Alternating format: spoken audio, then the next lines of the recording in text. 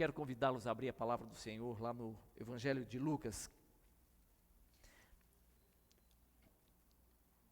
Evangelho de Lucas, capítulo 24, a partir do versículo 17 até o 19, eu quero que você acompanhe a leitura do texto bíblico, onde diz: Então lhes perguntou Jesus: Que é isso que vos preocupa? E de que ides tratando à medida que caminhais? E eles pararam entristecidos. Um, porém, chamado Cleopas, respondeu dizendo: És o único, porventura, que tendo estado em Jerusalém, ignoras as ocorrências destes últimos dias? Ele lhes perguntou: Quais? E explicaram: O que aconteceu a Jesus, o Nazareno, que era varão profeta, poderoso em obras e palavras diante de Deus e de todo o povo. Por enquanto até aí, queridos. Amém, amados? Amados, muito do ministério de Jesus aconteceu no caminho, e pouquíssimas vezes dentro do templo. Eu não sei se você já leu os evangelhos, e você atentou, se preocupou, né, com os momentos onde Jesus tocava as pessoas, Jesus se encontrava com as pessoas, onde os milagres de Jesus aconteciam. A maioria dos milagres, a maioria dos encontros de Jesus com as pessoas ocorreram fora do templo, no caminho. Jesus estava a caminho de algum lugar, ele estava indo para algum lugar, ele estava retornando de algum lugar, ele tinha encontro com pessoas. Pouquíssimos milagres aconteceram dentro do templo. Dificilmente você encontra um milagre de Jesus acontecendo dentro do templo. Tudo aconteceu fora do templo. Foi no caminho que Jesus teve um encontro com um jovem rico. Queria conhecer a respeito de salvação. Na verdade, ele queria ser salvo. E foi no caminho que ele teve um encontro com Jesus. Foi no caminho que Zaqueu viu Jesus. Ele tinha uma vontade muito grande de conhecer Jesus. E foi no caminho que a palavra do Senhor diz que Zaqueu subiu em uma árvore para avistar Jesus. Também foi no caminho que um homem chamado Saulo teve um encontro com Jesus, e onde o Senhor se revela a ele, dizendo: Saulo, por que você me persegues? Foi no caminho de Emaús, que Jesus teve um encontro com dois, diga comigo, dois discípulos. Diz o texto que dois discípulos, estavam de caminho para uma aldeia chamada Emaús, distante de Jerusalém, 60 estádios. Sabe, queridos, Deus decidiu alcançar o homem no caminho. Aprove ao Senhor, ele resolveu entrar na história do homem que estava a caminho. Deus não desistiu do homem, Ele não vai desistir desse homem que está a caminho em busca de alguma coisa, perdido, que tenta encontrar algo, que tenta reconciliar consigo mesmo, o seu mundo consigo, que tenta buscar sentido na vida. Deus decidiu entrar no caminho do homem. Não seja privado dos milagres do Senhor que acontecem a caminho.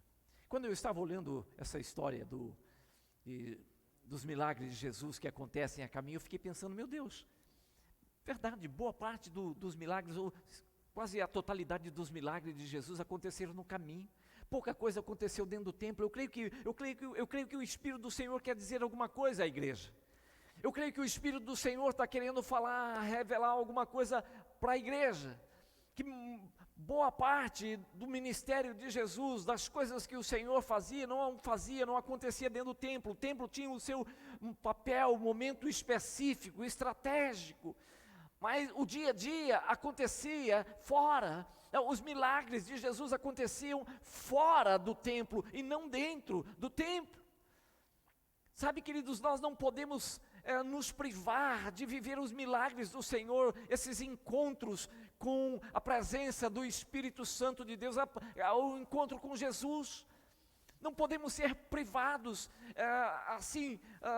vivendo reclusos, afastados do dia a dia, da vida das pessoas. Nós precisamos estar a caminho para ter esses encontros. Obrigado pela reação. Amém, amados. É no caminho que essas coisas acontecem, né? É no caminho que os milagres acontecem. Esse texto diz que 2 dos discípulos estavam a caminho de uma aldeia chamada Emaús, e eles estavam caminhando, retornando para casa, estavam entristecidos, estavam aborrecidos, né? Eles estavam decepcionados, e eles voltavam assim, entristecidos com tudo que estava acontecendo, e diz o texto, queridos, que Jesus se colocou próximo deles e perguntou-lhes: mas por que vocês estão caminhando tão entristecidos? O que é que lhes preocupa que vocês tanto conversam a caminho? Queridos, é interessante, é interessante isso, a resposta que eles dão para Jesus, né? O texto diz que um homem chamado Cleopas, é isso mesmo, Cleopas, ele parou naquele momento quando Jesus lhe fez essa pergunta. Ele parou e eu vejo um tom irônico desse homem a Jesus, respondendo, mas alguma coisa assim: onde é que o Senhor esteve nos últimos dias? Não? Por acaso, onde você esteve? És o único que, estando em Jerusalém, não tomou conhecimento dos últimos acontecimentos, das últimas coisas que sucederam em Jerusalém? Gente, e Jesus diz: mas quais são? E eles então vão explicar para Jesus. Querido, sabe aquela cena que você tem que, você olha, dá uma olhadinha no texto e você tem que rir da situação? Você já imaginou esses 2 discípulos de um coração aborrecido, entristecidos, magoados, feridos, né? Decepcionados, e explicando para Jesus a razão do aborrecimento, da tristeza deles? Você tem ideia do que é você tentar explicar para Jesus a caminho, por que é que você está com o freio de mão travada, por que é que você está se distanciando de Jerusalém, porque tanta coisa boa está acontecendo em Jerusalém, e você decidiu se afastar do lugar, do palco, dos grandes acontecimentos que moveria toda a humanidade. Eu fico imaginando esses discípulos, e principalmente Cleopas, né, que com um tom irônico ele diz para Jesus: eu vou explicar para o Senhor, porque afinal de contas não é possível alguém vir de Jerusalém e não tomar conhecimento de tudo que está acontecendo ali. Eles então foram explicar para Jesus, né, o motivo por que é que eles estavam se afastando de Jerusalém. Sabe, queridos, eu fico pensando quantas vezes nós fazemos isso. Eu fico pensando quantas e inúmeras vezes nós tentamos explicar para Deus o motivo, a razão, por que é que nós agimos como nós agimos. Por que é que nós travamos quando nós não deveríamos travar? Por que é que nós deixamos de avançar diante de uma porta aberta? Ou por que nós recuamos, somos tão tímidos em momentos onde deveríamos ter uma atitude de fé, né? Por que nós somos tão, por que nos falta ousadia quando nós deveríamos avançar em fé e não por vista? Porque diante de situações, oportunidades tão lindas, tremendas, de ministrar uma palavra de Deus a um coração ferido, contrito, sem esperança, às vezes nós recuamos e aguardamos algumas coisas do tipo: Senhor, eu preciso que o Senhor me sinalize, eu preciso que o Senhor verbalize se esse é o momento. E às vezes nós tentamos explicar para Deus: sabe, Deus, por que eu não testemunhei? Sabe por que eu não fiz isso? Sabe por que... Você já tentou explicar alguma coisa para Deus? Da sua relutância? Não? Por que não dar um passo de fé? Por que não avançar enquanto a porta está escancarada? Eu fico imaginando esses 2 discípulos explicando para Jesus. Talvez essa história dos 2 discípulos ela pode ser a sua história, o seu momento. Eu não sei exatamente o momento, a estação que você está vivendo. Talvez você hoje esteja tentando explicar para Jesus alguma situação, alguma relutância, o porquê de estar vivendo exatamente o que você está vivendo, da forma como você está vivendo. Às vezes nós queremos que Jesus, de alguma forma, depois das nossas explicações, Ele bata nas nossas costas e fala: filho, é verdade. As coisas não estão fáceis, eu reconheço. As tuas justificativas são muito boas mesmo. O próximo, esse aqui passou. O próximo. Compreendem, amados? Eles estavam numa estação equivocada, mas eles tentavam explicar para Jesus a razão de estar vivendo toda aquela, caminhando debaixo daquela contrariedade. Você pode não entender algumas estações que você está passando, mas não pode exigir que as demais pessoas vivam os mesmos dilemas que você está enfrentando. Compreenderam? Às vezes nós não compreendemos, não entendemos a estação que nós estamos vivendo. Às vezes algumas situações acontecem, algumas coisas caem no nosso colo e nós ficamos sem entender. Às vezes demora para a gente entender as dinâmicas, os processos da vida. Às vezes algumas situações surgem e nós ficamos sem entender: Senhor, por que isso? Por que aquilo? Agora, se eu não sou obrigado a entender, a ter uma boa leitura de uma determinada estação, de um momento que eu estou passando, às vezes um momento pesado, eu não posso submeter as pessoas, eu não posso esperar, exigir que elas compreendam ou que elas vivam os mesmos dilemas que eu estou vivendo. Às vezes nós ficamos assim, rancoroso, ficamos assim magoados com as pessoas. Sabe por quê? Porque nós dizemos: ninguém me entende, ninguém sabe a luta que eu estou passando, ninguém compreende a luta que eu estou passando. Na verdade, a expectativa que nós temos é que eles coloquem os pés no mesmo lugar onde nós estamos e vivam as mesmas dores que nós estamos lutando e lidando, com a mesma leitura, com a mesma forma de ver, e nem sempre aquela luta, aquela situação, aquele dissabor que nós atravessamos é uma situação real. Às vezes é uma coisa que nós criamos, é algo fictício, é algo que existe por conta das nossas experiências de vida, da bagagem que nós carregamos. Então, uma outra pessoa, ainda que conviva, ainda que viva debaixo do mesmo teto que você, ele não vai ter a mesma leitura. Eu não posso esperar que ela tenha a mesma leitura, a mesma percepção que eu estou tendo. É o dilema que eu estou enfrentando, é o dilema que eu estou enfrentando.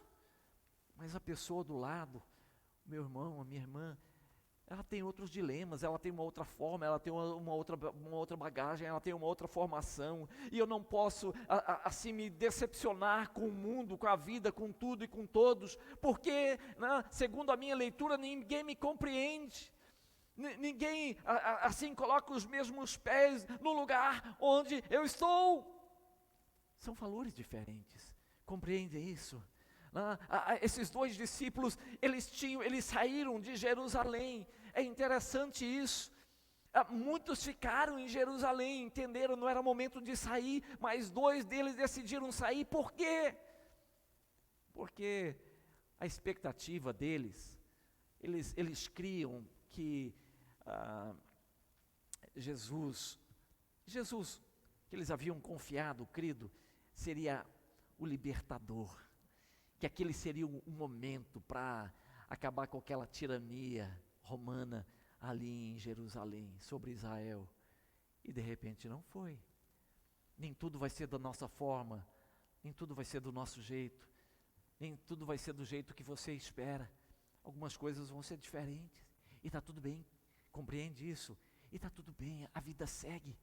Às vezes nós vamos nos decepcionar, às vezes nós nos decepcionamos com quem nós confiamos. Se você não confia, se você não confia, se você não espera em nada, se você não tem expectativa em alguém, em algo, você não vai se decepcionar.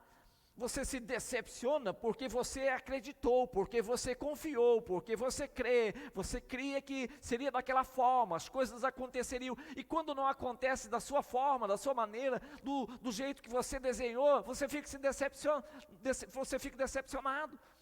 O problema não é você ficar decepcionado, o problema é você travar na decepção, o problema é você não aprender com as decepções, as contrariedades, os dissabores da vida. Eu preciso desenvolver um coração ensinável para não viver travado com a vida. Quando eu não tenho um coração ensinável, eu nunca aprendo. O dissabor vem, as decepções vêm, e eu nunca aprendo com aquilo. O que eu preciso aprender com esse dissabor? O que eu preciso aprender com essa decepção? O que eu fiz de errado? Porque eu estou repetindo os mesmos processos da vida e me decepcionando sempre com as mesmas pessoas, assim, é só trocar, entra A, eu me decepciono, B, eu me decepciono. Será que são as pessoas, ou será que eu estou fazendo os mesmos caminhos para terminar, para desaguar naquele processo, para resultar naquele processo de decepção? Às vezes não são as pessoas que precisam mudar, compreendem? Às vezes sou eu que preciso mudar.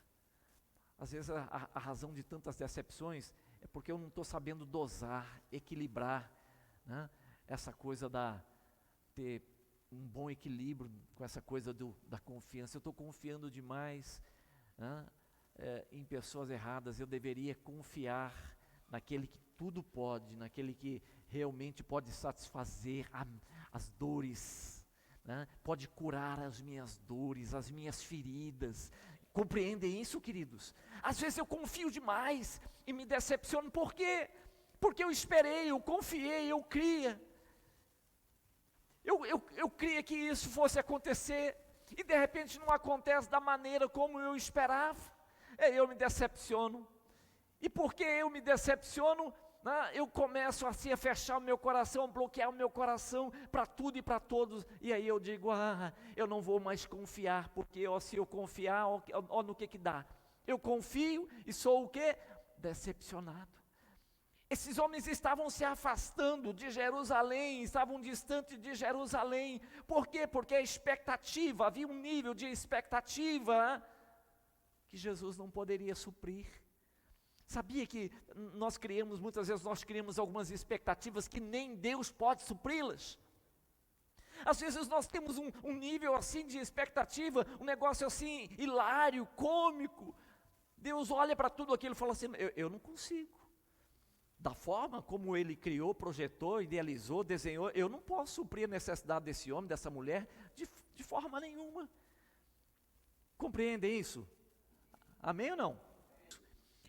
Eles tinham um nível de expectativa, Jesus não poderia suprir aquilo ali, não tinha como, não havia possibilidade nenhuma de supri-los conforme a expectativa que eles levantaram diante de Deus. Mas eu pensei que fosse. Você pensou, às vezes é a forma como você vê. Mas eu vi dessa forma. Pode ter visto errado? Sim ou não? Você pode ter analisado de forma errada? Você pode ter se equivocado? Gente, e mais, nós não somos apenas decepcionados, nós decepcionamos também. Não é verdade? Às vezes eu atendo algumas pessoas aqui que vêm com essa cantiga para mim, Eles vêm cantar para mim, aos meus ouvidos, pastor, me decepcionaram. Um dia eu não sei se eu estava um pouco menos espiritual, eu perguntei, falei, você nunca decepcionou ninguém? É só as pessoas que te decepcionam? Você nunca decepcionou ninguém? Precisam parar com esse negócio de eu não vou avançar, eu não posso crescer, eu não posso ser um homem de Deus, eu não posso ser uma mulher de Deus, eu não posso viver o melhor de Deus para a minha vida, porque quando eu confio, você também decepciona, gente. Eu fico pensando, quantas pessoas eu decepcionei na caminhada. As pessoas chegam com expectativas diferentes e eu não posso suprir.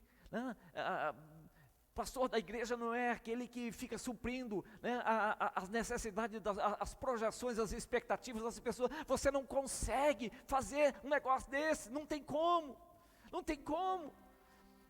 Um dia recebi um amado, não, um amado irmão em Cristo Jesus. A primeira vez que ele chegou, eu vi assim, a ansiedade do coração daquele homem.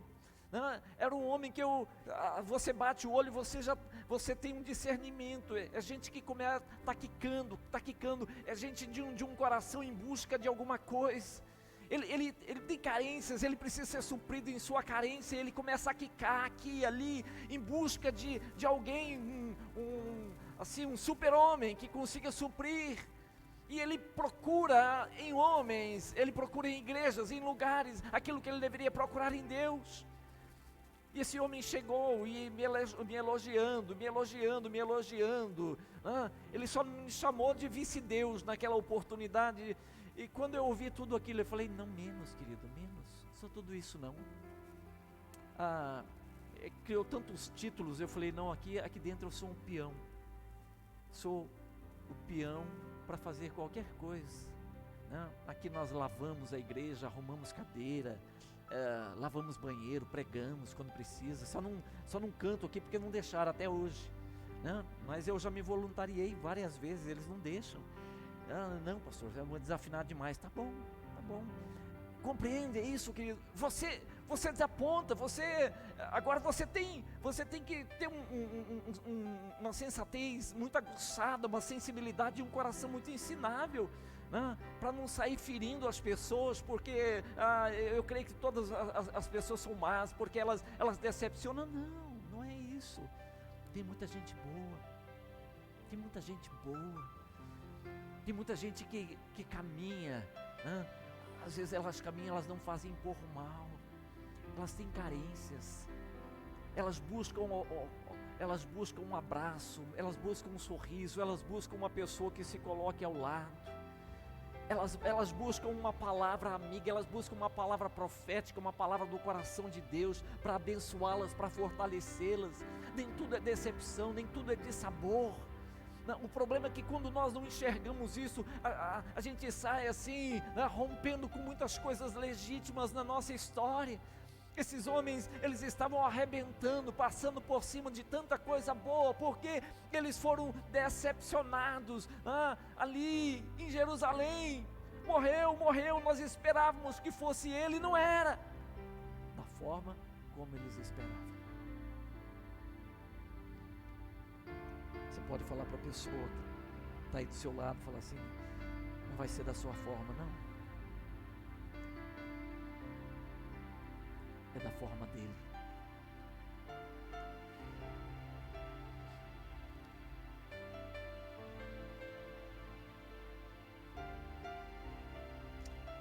Uma das lições que nós aprendemos no curso Hombridade, aprendemos dias atrás.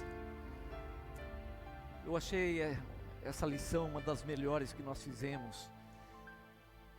Há duas coisas que nós fazemos na vida. Uma é entrar, a outra é sair. Duas coisas que você faz na vida. Você entra e você sai. E a vida acontece nesse interstício, nesse intervalo de entrar e sair. A vida acontece aqui, nesse intervalo. É nesse intervalo que você aprende a amar, que você aprende a chorar, que você aprende a sorrir. É nesse intervalo que você cai, você fere, você se machuca, você levanta, você é curado, você é restaurado. É nesse intervalo, nesse intervalo rápido. Na verdade, a Bíblia fala que o tempo voa, né? Assim, passa rapidamente, nós voamos. Essa criancinha que está no colo da mamãe, daqui uns dias, uma moça, uma mulher, e a mãe vai olhar e vai falar, meu Deus, eu não vi o tempo passar. Aconteceu com você também ou não? Aconteceu. Eu olho para os meus filhos hoje, eu falo, meu Deus, em que momento que eles assim aceleraram tanto, né? Eu me olho no espelho e eu falo, meu Deus, eu não vi, passou, está passando.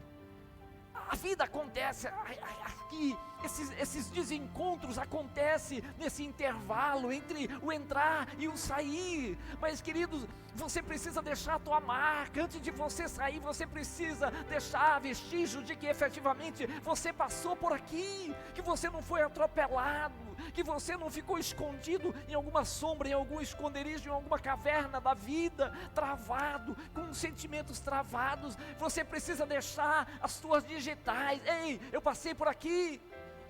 Nunca mais essa família, nunca mais essa pessoa vai ser a mesma, sem contar a minha história, o que eu fiz na vida dela. Sabe, queridos, a tua passagem tem que ser, você tem que deixar marcas, as tuas digitais, nas famílias, na sociedade, de forma que a sociedade não apenas coloque uma placa com o teu nome, Avenida Fulano de Tal. Não, é no coração, é na formação, é princípios, são valores que eles vão carregar e nunca mais eles vão falar assim, uou,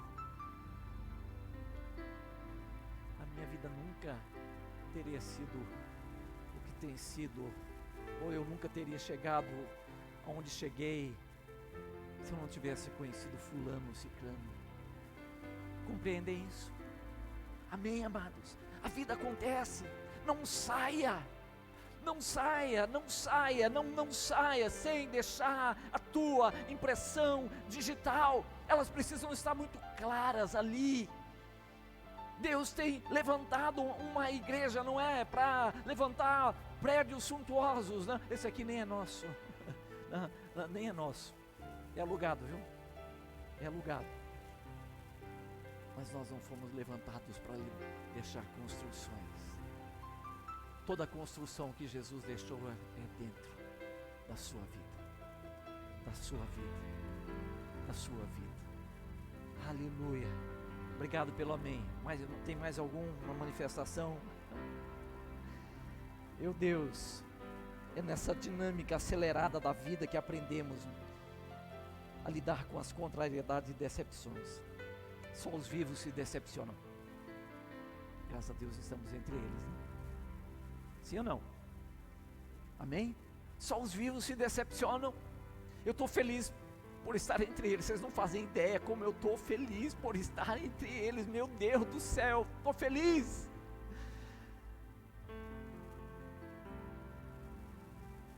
Bom, graças a Deus. Eu já ia parar a reunião para fazer uma oração por vocês aqui. Amém. Você está feliz, querido? Ricardo, você está feliz, Ricardo? Amém ou não? Meu Deus, nós estamos vivos. Porque nós estamos vivos, essas coisas acontecem, esses sentimentos acontecem. Pastor, mas quanta contrariedade, você está vivo. Se você estivesse mortinho, as pessoas não iriam contrariar você não seria decepcionado. Você é ferido, é magoado, você é exprimido. Muitas vezes assim acontecem situações que te decepcionam, porque você está vivo, criatura. Dê glória a Deus, aprenda com isso. Isso chama-se dinâmica da vida. E nós crescemos dentro dessas dinâmicas da vida. É uma maravilha. Deixa eu terminar essa palavra rapidamente. Algo que nós tiramos do texto aqui, os discípulos estavam decepcionados, mas eles não foram descartados. Deus não descarta ninguém. Queridos, Deus não descarta ninguém. Tudo estava acontecendo em Jerusalém e eles se deram ao luxo, ao absurdo de sair de Jerusalém aborrecidos, contrariados, decepcionados, magoados, feridos. Tudo, o fogo, a glória de Deus estava visitando Jerusalém. Ali em Jerusalém aconteceriam as mudanças, as transformações que afetariam todas as nações. E onde é que estavam os dois discípulos? Voltando para casa, para Emaús, distante de Jerusalém, se deram ao luxo de ficar decepcionados. Deus não descarta ninguém. Ele decidiu entrar na história dos decepcionados, dos contrariados, dos feridos, dos abatidos. Ele decidiu resgatar esse povo. O Espírito do Senhor está resgatando essa geração contrariada, decepcionada, abatida, fraca. Ele não descarta. Queridos, as pessoas não são descartáveis. Elas podem não entender os processos, as dinâmicas da vida, mas o Senhor não descarta. Obrigado, Jesus. Era um momento de ficar em Jerusalém, tomando parte na construção de uma história de avivamento. Se a morte de Jesus provocou o desânimo dos discípulos, a ressurreição provocaria o ânimo e novas forças. Se a estação da morte trouxe um apagão espiritual para eles, a estação da ressurreição acenderia o fogo no coração daqueles dois discípulos. Qual é a estação que você está vivendo hoje? Ei, qual é a estação que você está vivendo hoje, igreja? Pastor, eu estou ferido, eu estou travado, eu estou magoado, assim, as pessoas fizeram isso, aquilo. Ei, é a estação que vai definir aonde nós edificaremos. Qual é a história que nós edificaremos? Uma história de avivamento ou uma história de decepção, tristeza e lamúria? Compreendem? Eles estavam na estação da morte. Jesus morreu, fomos decepcionados, achávamos que era Ele. Jesus se põe do lado, fala: ei, conta para mim um pouco mais dessa história. Vocês estão tristes, abatidos por quê? Qual é o problema? Fala, conta para mim. Vamos colocar em pé, queridos.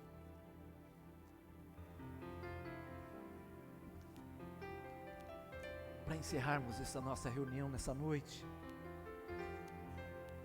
a estação que carregamos é que definirá se tomaremos parte nos capítulos eternos ou se ficaremos à margem da história.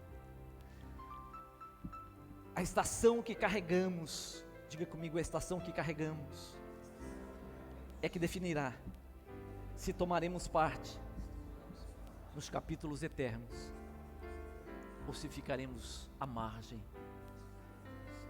da história. Qual capítulo que você carrega? Qual capítulo você quer carregar? Os discípulos estavam carregando o capítulo da morte, indo embora, longe de Jerusalém. Queridos, toda a glória de Deus estava ali, o olhar da eternidade estava sobre Jerusalém. Tudo o que aconteceria em Jerusalém. Todo o movimento de fogo, de glória, de poder, de presença, todo o processo de transformação, avivamento viria, as manifestações do Espírito Santo viria a partir de Jerusalém. As nações seriam tocadas. Eles estavam caminhando à margem, indo para Emaús, distante de Jerusalém. Dizem que quando você tira uma brasa do fogo, a tendência é que essa brasa se perca. Ninguém se extravia, ninguém se perde da noite para o dia. São pequenos passos, são pequenas contrariedades da vida, são pequenas decepções que nós vamos acumulando e nós não tratamos. Essa coisa vai acumulando. Chega um ponto que nós estamos tão longe de Jerusalém, não conhecemos, nós não nos empolgamos mais com os cânticos, nós não valorizamos mais a palavra, a comunhão é alguma coisa assim tão aliada. Se tiver tá bom, se não tiver, não deu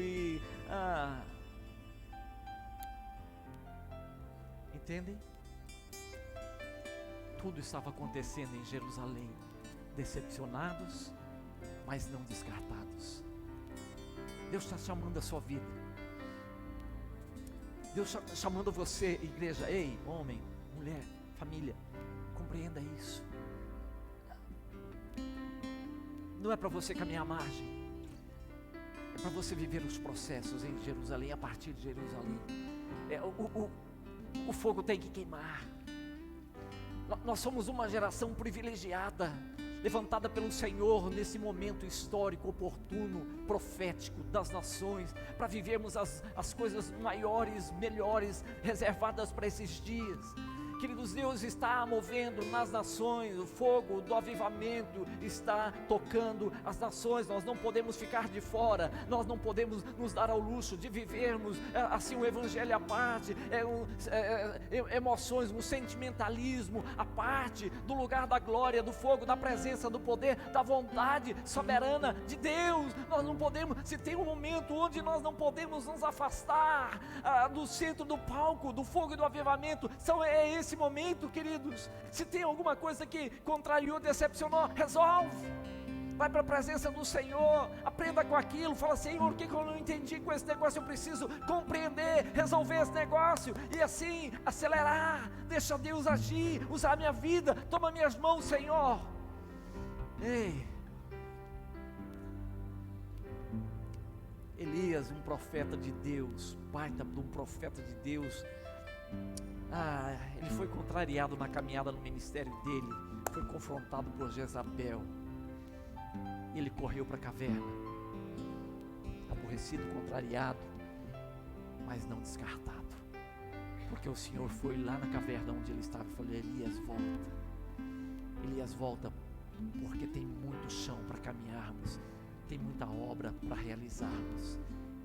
Você faz parte disso. Deixa eu te dizer, ei, homem de Deus, mulher de Deus, você faz parte da história de avivamento que o Senhor tem reservado para os nossos dias. Você faz parte. Eu não sei se você se contrariou, se decepcionou com alguma situação, eu não sei se tem alguma coisa que ainda está travando. Ei, deixa eu te dizer, o Senhor não descartou, Ele não esqueceu de você. Você faz parte do projeto de Deus para essa geração, de tocar essa geração, de ser bênção para essa geração, de ser uma luz, de ser uma voz de Deus para essa geração.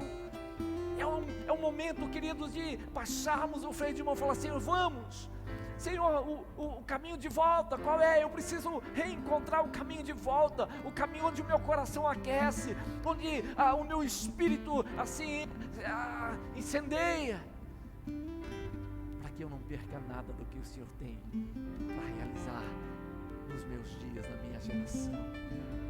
Amém. Fecha os teus olhos, por favor, por um momento. Fecha os teus olhos. Eu gosto muito de uma frase do pastor Jeremias, de Belo Horizonte. Ele diz que o melhor de tudo é o que nós decidimos. Não é aquilo que nós ouvimos, mas é o que nós decidimos com aquilo que nós ouvimos. O que nós fazemos com aquilo que nós ouvimos. Essa é a melhor parte. Então a melhor parte fica reservada para esse momento. É aí com os seus olhos fechados, onde você está falando com o Espírito Santo de Deus e decidindo com Ele, decidindo o que é que você efetivamente vai fazer com tudo isso que você ouviu nessa noite. É você quem vai dizer para Ele: Senhor, eu quero viver a estação da ressurreição, no poder da ressurreição, do fogo, da presença e do poder do Senhor. Meu Deus, eu decido fechar as portas, ó Deus, aqueles sentimentos que travam, as contrariedades, as decepções, aquelas coisas que eu ainda fico aguardando uma resposta, ainda que eu não entenda. Senhor, não me permita travar, não me permita estacionar, não me permita edificar sobre uma contrariedade, uma decepção, uma situação mal resolvida, não. Ajuda-me, Senhor, a dar outros passos, ó Deus, a voltar para Jerusalém, a voltar para o lugar da presença, do poder, do fogo, Senhor, o lugar onde a vocação acende, onde a identidade é acesa, Senhor, ó Deus, onde o meu espírito é incendiado, o amor por vidas é incendiado, Senhor. Meu Deus, acende novamente o fogo em nossas vidas, acende novamente o fogo do propósito, o fogo do chamado. Meu Deus, em nome do Senhor Jesus, nós te pedimos, Senhor, opera nas nossas vidas, Senhor. Ó Deus, obrigado mesmo porque o Senhor decidiu entrar na nossa história e no nosso caminho. E o Senhor está entrando, ó Deus, nessa noite. Eu creio que o Senhor está entrando na história, ó Deus, desse homem, dessa mulher novamente, ao dizer, ao falar ao coração dele, ao falar ao coração dela: ei, filho, filha, volte. Volte à experiência do primeiro amor. Volte à experiência, aquela experiência que você não deveria ter perdido, do quebrantamento, da devoção, da quietude, a experiência de se tornar uma voz profética no meio da família, no meio da tua casa, da tua parentela, no meio dos teus relacionamentos. Ajuda-nos nisso, Senhor. Meu Deus, que o Senhor possa se levantar a vida desse homem, levantar a vida dessa mulher, dessa jovem, desse jovem, desse homem, dessa família, Pai. Levanta-os, que a glória do Senhor resplandeça sobre eles. A presença do Senhor venha empoderá-los, fortalecê-los, renová-los, animá-los, para que se tornem, Senhor Deus, um ânimo, um alento, uma voz como que vento a tocar famílias, vidas, relacionamentos nesses dias. Traz eles de volta, traga-os de volta para o palco dos grandes acontecimentos, o palco, Senhor, do avivamento, o palco da vontade soberana do Senhor. Eu abençoo a tua igreja nessa noite, Senhor. Abençoo com a tua bênção, que a graça do Senhor possa aperfeiçoá-los para viverem tudo aquilo que o Senhor projetou para que eles vivam, na autoridade do nome do Senhor Jesus.